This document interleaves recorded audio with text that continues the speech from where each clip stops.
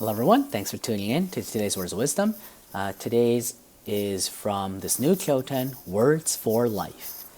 Today's is number 11 and I quote, Words for Life number 11. The act of lashing out at others instinctively essentially comes from a strong animalistic nature. Words for Life number 11. The act of lashing out at others instinctively essentially comes from a strong animalistic nature. Thank you very much.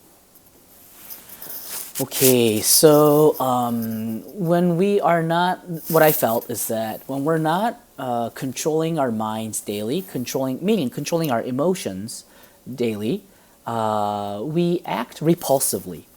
We only react to things, and we're not really thinking why we reacted that way, or we don't even reflect on why we acted in that manner. But Master Okawa is dissecting how our minds work in a way. It's a very primitive stage. When things are disadvantageous for you, when things don't go the way you want it to, the first emotional reaction, the instinctive reaction that comes out is what it says here. You lash out, you get angry. And that's not controllable, right? It's an instinct. However, as human beings, we can control that emotion. First off, let's say that some people just say things that shouldn't be said out of their anger, but we can control our speech, right? That's the first step.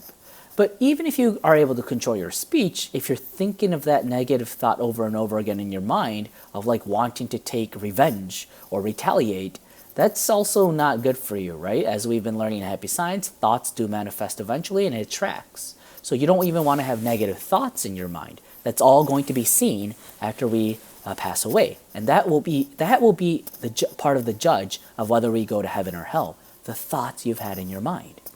So then if we instinctively feel anger, but we don't say it out loud in words, we don't verbally express it, what else can we do to kind of like let go of that anger? One is, as Master has taught us, try to see that scenario from the other person's perspective. Don't just look at it from your own view, but look at it from their view.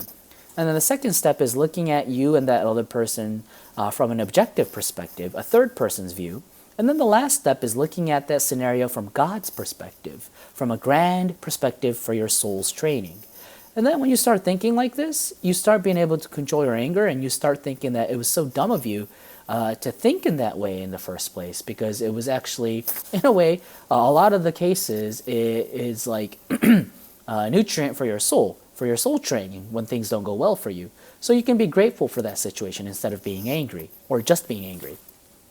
So, this is just one example of how to control anger. But if you don't, this is what separates a human and an animal, I think, is what Master is teaching us here. If you're only reactively, repulsively living, not thinking things through, or not thinking of your own thoughts, then you become an animal.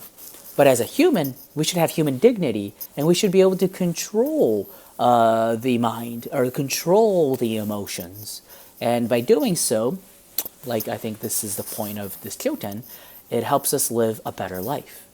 What did you think? If you have any thoughts, please leave it in the comment section. Thank you very much, and see you again tomorrow.